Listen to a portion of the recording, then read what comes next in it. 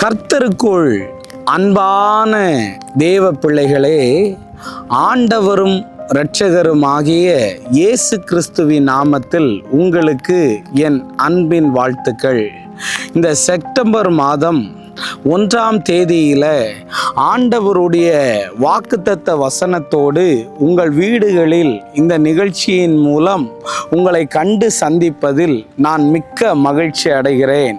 நீங்கள் எல்லாரும் இயேசுவுக்குள்ள ஆசீர்வாதமாக இருப்பீர்கள் என்றும் நன்றாய் இருப்பீர்கள் என்றும் நான் நம்புகிறேன். கடந்த 8 மாதங்களும் நம்மை வழிநடத்தின ஆண்டவர் இந்த 9வது மாதத்திலும் நம்மை வழிநடத்த வல்லமை உள்ளவராய் இருக்கிறார். கடந்த நாளிலே தேவ சமூகத்தில் ஆண்டவரே காத்திருந்து நான் ஜெபித்த போது இந்த செப்டம்பர் மாதம் 1ஆம் தேதியில் நான் என்ன வார்த்தையை கொடுக்க வேண்டும் என்று தேவ சமூகத்தில் காத்திருந்த போது ஆண்டவர் எனக்கு ஒரு வார்த்தையை சொன்னார். அதை உங்கள் நடுவிலே சொல்லி உங்களுக்காக நான் ஜெபிக்க ஆசைப்படுகிறேன். நீங்கள் மிகுந்த ஜெபத்தோடு இருங்க. கர்த்தர் உங்களோடு கூட பேசுவாராக. இந்த 2024 செப்டம்பர் மாதம் 1ஆம் தேதியில ஆண்டவர் நமக்கு தருகிற வார்த்தை என்ன? சங்கீதம் 27 அதனுடைய 6வது வசனத்தை நான் உங்களுக்காக வாசிக்கிறேன். இப்போது என் தலை என்னை சுற்றிலும் இருக்கிற என் சத்துருக்களுக்கு மேலாக உயர்த்தப்படும் என்று எழுதியிருக்கிறது.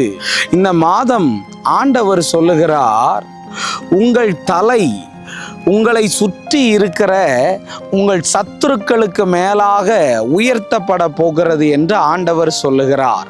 இந்த வசனத்தை விசுவாசிக்கிறவங்க நல்ல கரங்களை உயர்த்தி ஒரு ஆமீன் சொல்லிருங்க பார்ப்போம். கர்த்தர் இந்த வார்த்தைகளின் மூலம் உங்களோடு பேசுவாராக. கடந்த 8 மாதங்களும் நான் எல்லா இடத்துலையும் தலை குனிஞ்சிக்கிட்டு தான் இருக்கிறேன் பிரதர், எல்லா இடத்துலையும் அவமானப்பட்டுக்கிட்டு தான் இருக்கிறேன் பிரதர், எல்லா இடத்துலையும் நான் வெக்கப்பட்டுக்கிட்டு தான் இருக்கிறேன்னு சொல்லி நீ இந்த நிகழ்ச்சியை பார்த்து கொண்டிருந்தனா, இந்த 9வது மாதம் 1ஆம் தேதியில் ஆண்டவர் சொல்லுகிறார், உன் தலையை நான் உயர்த்த போகிறேன் என்று ஆண்டவர் சொல்லுகிறார். எங்கெல்லாம் நீ தலை குனிந்து போனாயோ, எங்கெல்லாம் நீ அவமானப்பட்டாயோ, எந்த இடத்துல எல்லாம் நீ அழுது கொண்டு வந்தாயோ, அந்த இடத்துல எல்லாம் உன் தலை உயர்த்தப்பட போகிறது என்று ஆவியானவர் சொல்லுகிறார். உன் கையை உயர்த்துவேனா? நான் ஆரம்பத்திலேயே இப்படி சொல்லுகிறேன். இந்த செப்டம்பர் மாதம் 1ஆம் தேதி உன் தலை உயர்த்தப்படும் என்று ஆண்டவர் சொல்லுகிறார். யார் நடுவிலே உயர்த்தப்படும் என்று சொல்லுகிறார் தெரியுமா? எந்த சத்துருவுக்கு முன்னாடி நீ அழுது கொண்டிருந்தாயோ, எந்த சத்துருவுக்கு முன்பாக தோல்வியாக இருந்தாயோ, எந்த சத்துருவை பார்த்து பயந்து பயந்து ஓடினாயோ, எந்த சத்துருவுக்கு முன்பாக நீ வெக்கப்பட்டு நின்றாயோ, அந்த சத்துருக்களுக்கு முன்பதாக உன் தலை உயர்த்தப்பட போகிறது என்று ஆவியானவர் தீர்க்க தரிசனமாய் சொல்லுகிறார். நீ இதை கேட்டு கொண்டு இருக்கும் போதே உன் சத்துருக்களுக்கு முன்பதாக இவ்வளவு நாள் உன் சத்துருவை பார்த்து நீ ஓடிக்கிட்டு இருந்தனா, இந்த நாளில் இருந்து உன்னை பார்த்து சத்துரு ஓடுகிற நாட்கள் வரப்போகிறது. வேதத்திலையும் ஆண்டவர் சிலருடைய தலையை உயர்த்தினார். நான் ஒரு 3 காரியங்களை உங்களோடு நான் பேசி உங்களுக்காக நான் ஜெபிக்க ஆசைப்படுகிறேன். முதலாவது, உன் தலையை ஆண்டவர் எப்படி உயர்த்துவார் என்று நான் காண்பிக்க ஆசைப்படுகிறேன். 1 சாமுவேல் 2வது அதிகாரம் அதனுடைய 1வது வசனத்தை வாசிக்கிறேன். அப்பொழுது அன்னாள் ஜெபம் பண்ணி, என் இருதயம் கர்த்தருக்குள் களிகூறுகிறது, என் கொம்பு கர்த்தருக்குள் உயர்ந்து நிற்கிறது என்று அன்னாள் ஆண்டவரை குறித்து சொல்லுகிறதை பார்க்க முடியும். கர்த்தருக்குள் என் கொம்பு உயர்ந்து நிற்கிறது என்று அன்னாள் பாடினாள். இந்த பாடுகிறதற்கு காரணம் என்ன? அவளுக்கு குழந்தை இல்லாத ஒரு காரணத்தினால் அவளுடைய சக்களத்தி ஆகிய பெனினாள் வந்து அவளை ஒவ்வொரு முறையும் மனமடிவாக்கி, ஒவ்வொரு முறையும் சோர்ந்து போக பண்ணி, ஒவ்வொரு முறையும் அழ வைத்து கொண்டே இருந்தாள். அந்த நேரத்தில் அன்னாள் போய் ஆலயத்தில் தன்னுடைய சத்தம் வெளியே கேட்காம உள்ளுக்குள்ளேயே இருந்து அழுது கொண்டிருந்தாள். அவளுடைய ஜெபத்தை கேட்டு கர்த்தர் அவர்கள் சத்துருக்களின் நடுவிலே அவள் கொம்பை உயர்த்தினது போல, அவள் தலையை உயர்த்தினது போல, இன்னைக்கு உன் சத்துரு உன்னை கிண்டல் பண்ணிக்கிட்டு, உன்னை கேலி பண்ணிட்டு, உன் வீட்டுக்குள்ளேயே இருந்து உன்னை அற்பமா எண்ணிட்டு, உனக்கு குழந்தை கிடைக்கலையே, உனக்கு திருமணம் ஆகலையே, உன்னை ஒரு மாதிரி தூஷித்து கொண்டிருக்கலாம். தேவ பிள்ளைகளே, இன்னைக்கு தீர்க்க தரிசனமாய் சொல்லுகிறேன், அந்நாளுடைய கொம்பை பெனினாளுக்கு முன்பதாக தேவன் உயர்த்தினது உண்மையாயிருந்தால், தலையை உயர்த்தினது உண்மையாயிருந்தால், உன் தலையையும் இந்த செப்டம்பர் மாதம் உயர்த்த போகிறார். உனக்கு குழந்தை இல்லையேன்னு நீ தலை குனிந்து இருக்கிறையா? இன்னைக்கு வரை எனக்கு திருமணம் ஆகலையேன்னு தலை குனிஞ்சு இருக்கிறையா? ஐயோ, எனக்கு இந்த வெட்கத்தை தாங்க முடியல, இந்த அவமானத்தை சகிக்க முடியலையேன்னு நீ தலை குனிஞ்சு இருந்தனா, அன்னாளுடைய தலையை நிமிர பண்ணின என் ஆண்டவர் இன்னைக்கு ஆவியில பார்க்கிறேன். அன்னாளை போல சரீரத்துல சில தடைகளோட இருக்கிறையா? யாருக்கும் தெரியாம அழுது அழுது புழுங்கி புழுங்கி செத்துக்கிட்டே இருக்கிறையா? உனக்கு எல்லாரும் இருந்தும் அனாதையை போல இருக்கிறையா? மகளே, மகனே, உன் தலையை கர்த்தர் இந்த செப்டம்பர் மாதம் உயர்த்த போகிறார். விசுவாசிக்கிறவங்க ஆமேன்னு சொல்லுங்களேன். இன்னைக்கு குழந்தை இல்லையேன்னு நீ இதை பார்த்துக்கிட்டு இருக்கலாம். ஒருவேளை திருமணம் ஆகலையேன்னு நீ பார்த்துக்கிட்டு இருக்கலாம். இல்லாட்டி உன் இருதயம் அப்பள மாதிரி நொறுங்கி போய் நீ இதை பார்த்துக்கிட்டு இருக்கலாம். இன்னைக்கு இயேசு சொல்லுகிறார், உன் தலையை நான் உயர்த்த போகிறேன். ஷபரபலவா.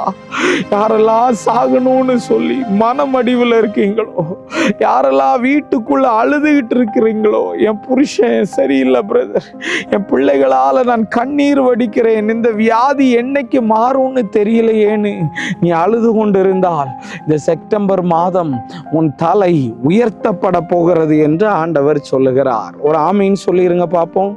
ஆண்டவர் அன்னாளுடைய தலையை உயர்த்தினது மாதிரி உங்க தலையையும் உயர்த்துவார். இன்னும் ஆண்டவர் வேதத்தில் யாருடைய தலையெல்லாம் உயர்த்தினார்னு நான் காண்பிக்கிறேன். சங்கீதம் 3வது சங்கீதம் அதனுடைய 3வது வசனத்தை வாசிக்கிறேன்.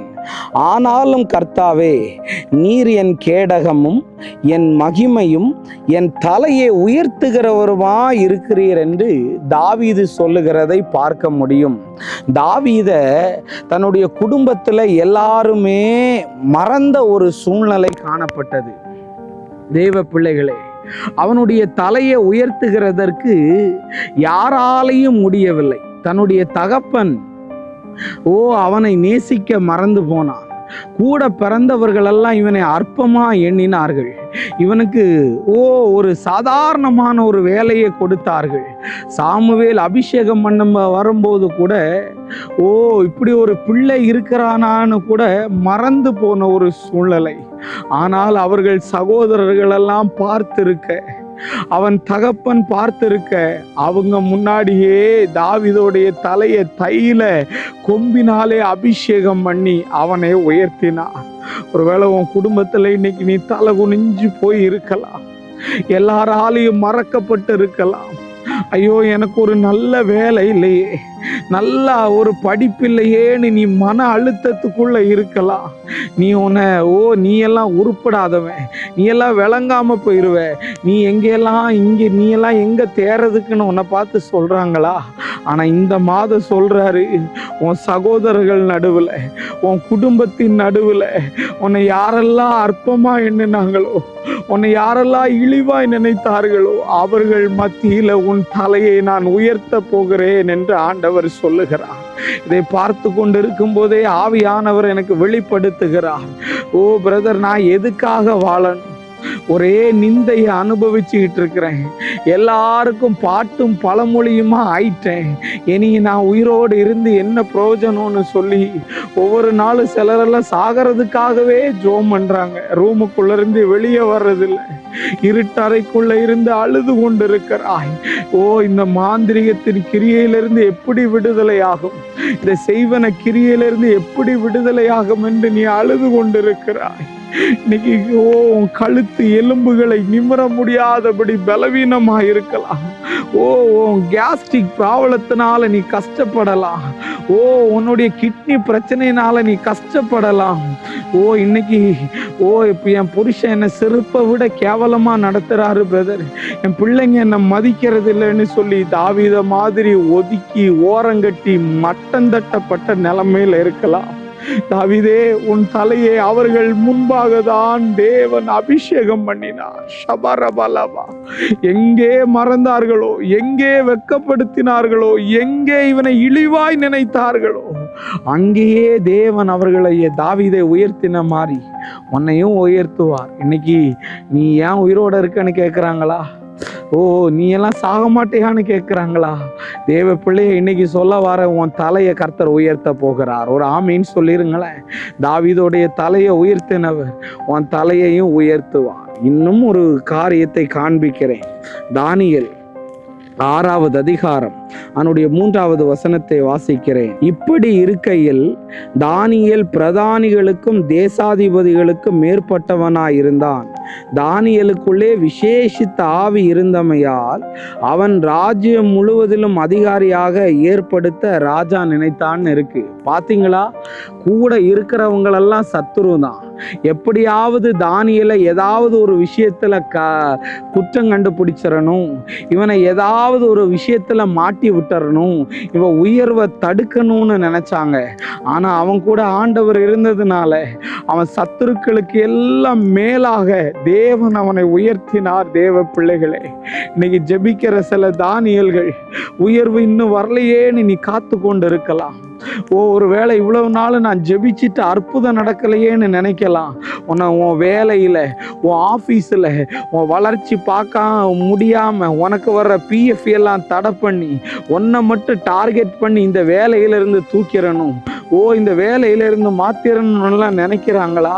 கர்த்தர் உன் வாழ்க்கையை மாற்ற ஆரம்பிக்க போகிறார். ஒருவேளை வெளிநாடுகளில் இருந்து இதை பார்த்து கொண்டு இருக்கலாம். நீ என் உயர்வை தட்டி பறிச்சிட்டாங்க, எனக்கு வர வேண்டிய சொத்தை எல்லாம் திருடிட்டாங்க பிரதர், நான் நடுத்தெருவில் அம்போன்னு இருக்கிறேன், வேலை கிடைக்கலையேன்னு அழுகிறாய். இன்னும் என் கடன் மாறலையே என்ன அழுகிறாய்.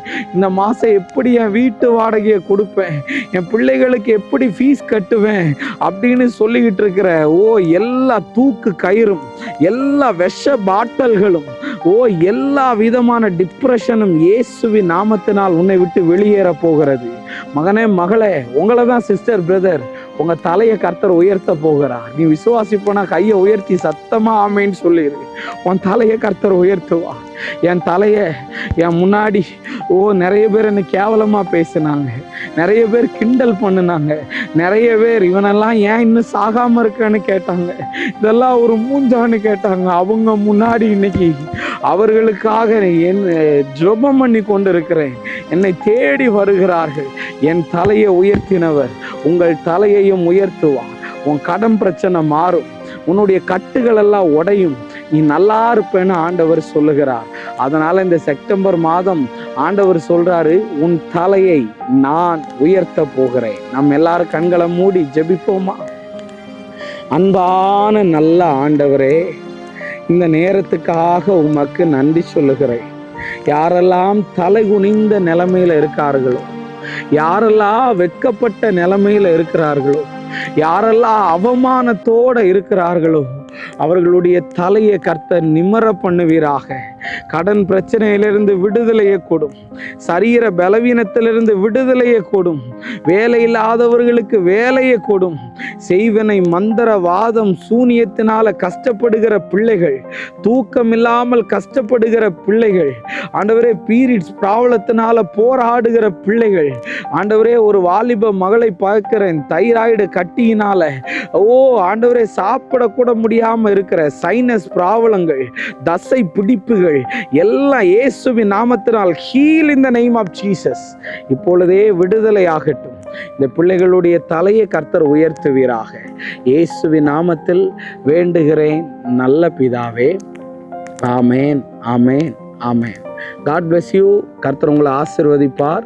தொடர்ந்து டெய்லி காலையில் 5 மணிக்கு அரைஸ் ஃபார் கிரைஸ்ட் மினிஸ்ட்ரி என்ற யூடியூப் சேனல் மூலமாக என்னுடைய செய்தி வெளியாகிறது.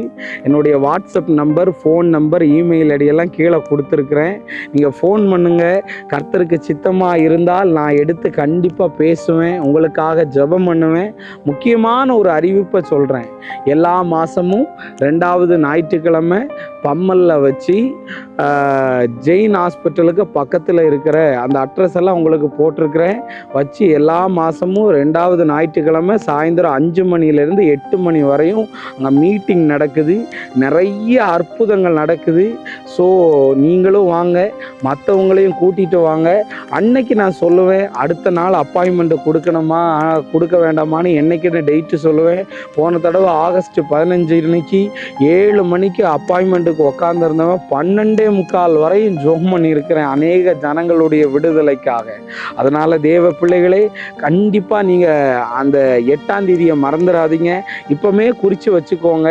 கண்டிப்பாக வாங்க, கர்த்தர் உங்களை ஆசீர்வதிப்பார். தொடர்ந்து என்ன உங்கள் காணிக்கையினால், உங்களுடைய உதார்த்தமான நன்மையால் என்னை நிறைய பேர் தாங்குகிறீங்க. அதற்காக உங்களுக்கு நான் நன்றி சொல்லுகிறேன். தொடர்ந்து உங்களுக்கு ஆவியானவர் ஏவுவாரானால் என்னுடைய ஊழியத்தை தாங்குங்க, சப்போர்ட் பண்ணுங்க. கர்த்தர் பெரிய காரியங்களை உங்கள் நடுவில் செய்வார். இந்த செப்டம்பர் மாதம் 1ஆம் தேதியில் உன் தலையை கர்த்தர் உயர்த்துவார். God bless you. God bless you. கர்த்தர் உங்களை ஆசீர்வதிப்பார்.